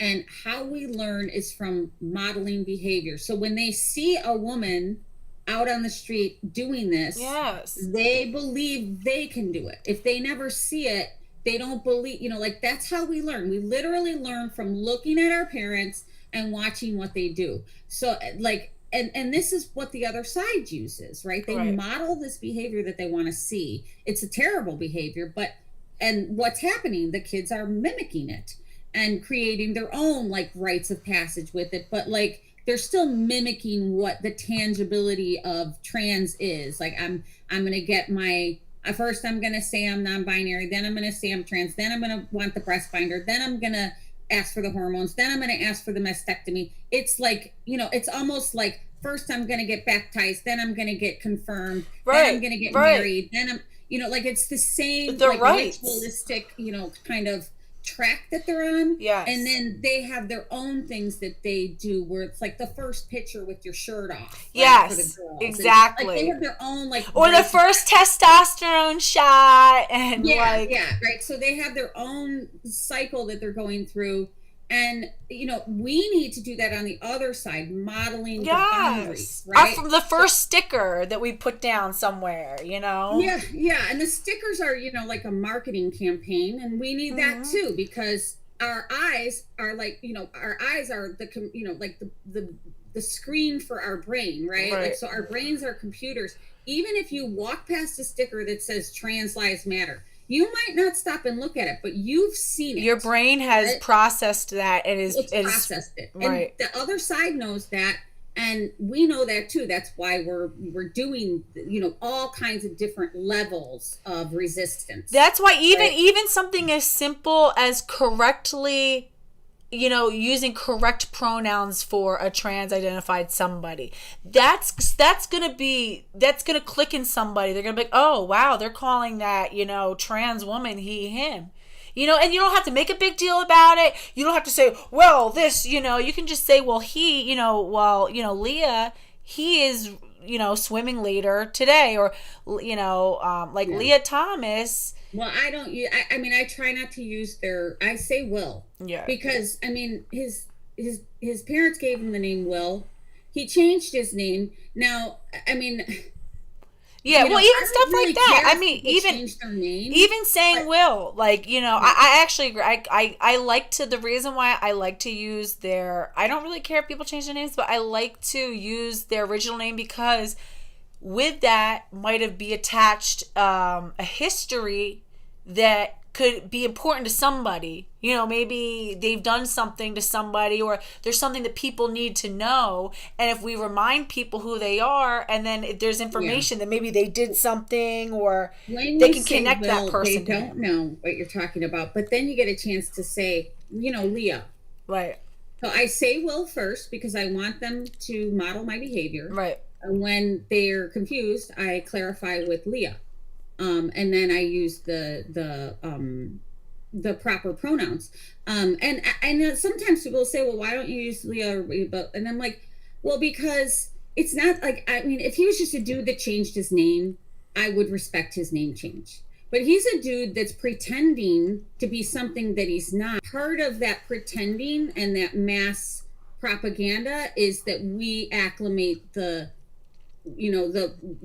population to saying women's names and meaning men. Right. Like, so I don't want that. That's not the future I want. Right. So, like, I mean, as much as I can, I will. Sometimes I forget the real name. So, like, I always forget Jennifer Pritzker's real name. So I end up using Jennifer Pritzker because I just can't remember his name. But even I mean, even if just like I said, I can't remember, like Jennifer, you said I can't remember Jennifer Pritzker's name, I just can't remember his name. Even that, it makes sense, a very, kind of powerful message to people, that people go, oh, that's a woman's name, but she just said his. That's interesting. Like, well, that's just breaking up the sort of, but, so. Yeah, it's a crazy shit. I want to keep this under 2 hours. So we're at 1:47. Okay. So I want to, I guess. 13. Yeah, so what's next? What's next for you in the short term, and what's next for you in the long term? Okay, well, so I just did a series of 2 speakers corners and a press conference. So it was Philly. I did a speakers corner in Philly, a press conference in Port Townsend, and then a speakers corner in Pittsburgh. And there was actually the Port Townsend one, we were attacked by 400 anti-women's rights activists, Antifa, basically. Mm-hmm. And I was injured. I had vertigo and I hurt my neck. So I took a few weeks off. And I took a few weeks off, but I still went to the Capitol for this parental rights bill. And this Tuesday, I'm going back to the Capitol for another bill, which I'll send you the information on. And then, I sort of was like, I'm going to take a little break and, sorry, hold on, let me turn this up. And kind of restructure another strategy, because I kind of redo my strategy every 6 months. Like, I look at the terrain and decide, what is the most exposure button, right? That's what I'm looking for. I'm looking for, with Will Thomas, it was just there was media all over this, right? So that was the exposure button. So I started doing the speakers corners because I really liked that it would bring in the men and women, because free speech affects both of them. And I also liked that it was 3 minutes and each person could talk about whatever they want. So we could hit the whole gamut of GI with people's speeches. I can't control it because I don't tell people to speak, but usually it does kind of work out that way, that someone will talk about keep prison single sex, and another person will talk about the puberty blockers, another person will talk about sports, women's rights, right? So I really liked that whole encapsulated package. And I also liked the distance that you could get with it. I could take my hands up and say free speech. I didn't say it, right? There was a little less liability with the free speech thing. Right. And then at the same time, I think I was talking about how Roe v. Wade was happening, and it was just getting more and more dangerous to be on the street. Right. And I really wanted to jump from these secret protests where it would be 10, 20 women, Right. and with like smash and grab. I really wanted to get into the invite and inviting the general public, because, I'm in this to have this grow, right? I'm in this so that people can see the modeling of behavior and have it grow. Right. So now that, I sort of was like doing my schedule, and then I got the news that Posie's coming. Yeah. And yeah. So I'm not going to go to the West Coast, but like, I do a lot of organizing. I've vetted a lot of areas already, so I feel like I can. And I don't know how, what's going on with her team and her planning, and I don't really know how much help she'll need. There's a little bit of communication breakdown happening right now, because I think she asked the West Coast feminists for help. Well, they're pretty far, and even though I talked to some of them, they're not keeping me in the loop. So I'm kind of running blind at this point, but I am going to attend Chicago, which I think, and I have the whole equipment for the speaker's corner. So it's like, if Posie needs something, it's in my car. So like, I'm not too worried about it, and Chicago, of course, is my hometown, and I know a ton of police officers. So Chicago, I was like, that's a good one, that since I don't really know what the situation is yet, I at least know that town very well. And I have everything I need to do that, and like either just attend or help her pull it off. Right. So I'm kind of in like a limbo here with that, but I have her schedule now. So I'm doing Chicago, DC, which I'm pretty sure Kara Dansky's going to help her with the organizing there. When is DC? Because I could probably do that too. DC is the 7th, 8th, and the 9th. Oh, okay. I'm going on the 8th. Okay, so, I'll go on the 8th then too. If you're doing the 8th, I'll go on the 8th too. Yeah, go on the 8th. And then Philly, which I already have a vetted, location, and we already have liaisons. I wonder if we could get her to come for the Aluk Mina, or what is it, Aluk Vade Manan thing, because he's coming on the 5th, and I know that like that's not too far from DC. I think that, I don't know. Yeah, let me look at this real quick. I'll give you the I'll post the stuff, because I actually have to turn it off before 2, or else it won't get uploaded to my Odyssey, and then I'll okay. Do you need it now? No, I can post. I can, I'll keep talking and try to like flush everything out, and I'll just keep the community up to speed on. So she's in Miami November 5th. So I don't think that's going to be feasible, but like, I don't know how like strict this schedule is. I know she wants to be in, I might even put something together. I had a couple people express interest in that, and that's the thing that's most important. I want people to know is that there's no big turf oversight committee that you need to ask permission for. If you want to set something up, set it up. If you have a school board meeting that there's something going on in your school community that you really want to speak out about, go. And if you want support, and if you need help, reach out. We have a community. Some people are willing to travel, and you would be surprised how many people we have across the U.S. We've got to start showing up. We can't just do this online. Online is not going to be what breaks into the mainstream and gets us into where people are living and experiencing. And, people are only going to look for this if they're looking for it. But we bring this to the streets. We need to do both, because the feminists are starting to create their own media channels. So like, if you have a school board meeting and you're like, well, what's the point? Nobody's going to see it. Film it. Get it to Brittany, get it to me, get it to Kara Dansky, get it to Amy Souza. Yeah. And we will center you and absolutely push your event. Like, even if it happened after the fact and you're like, well, I did that, I got filmed. Oh, that's what I've been doing. I put it on my, my YouTube page, or I put it on my Facebook page, and I got 12 likes. Well, if you have a piece of content where you're objecting to this, get it to Brittany, get it to me. I'll get it out there, and I mean, I can say like, maybe I'll hit 10,000 people. Brittany will probably hit, maybe 50,000 people, but like, we'll work together.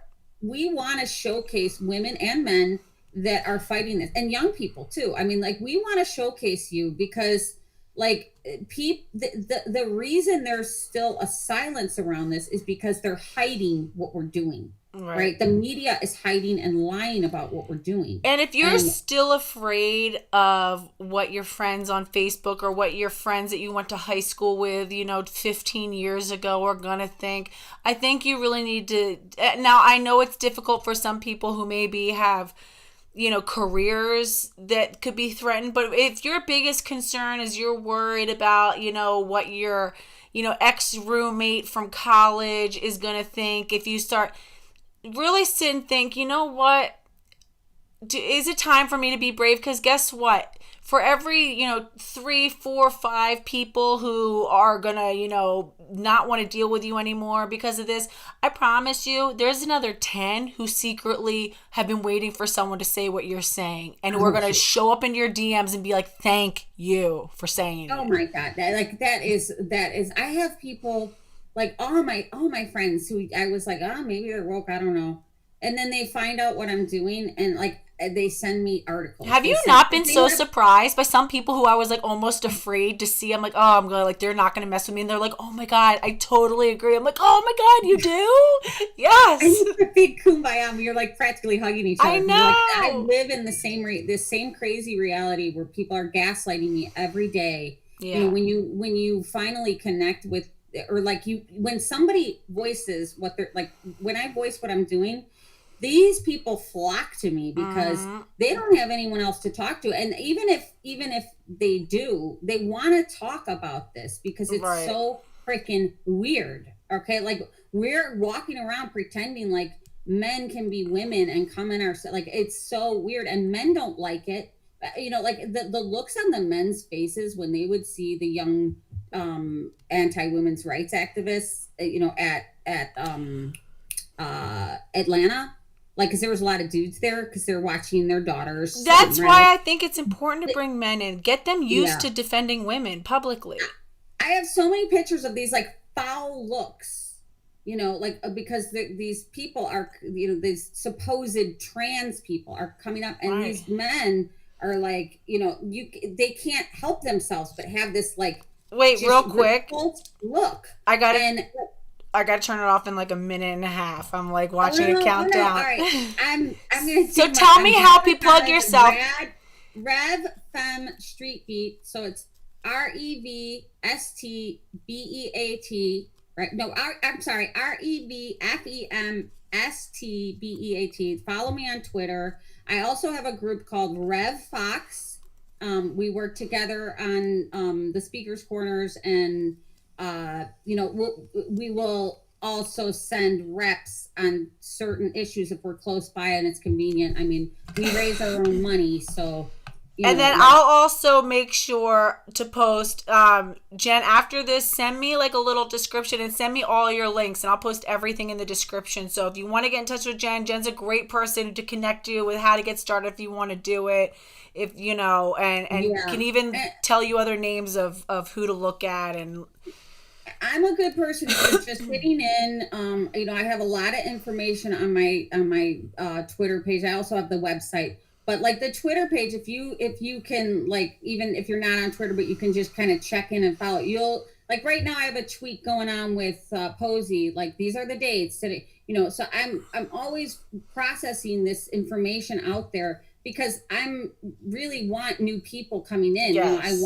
I want to be the tether that brings people in, because, and it's easy. You do not have to have a degree in. I got 30 seconds. Whatever. It's easy.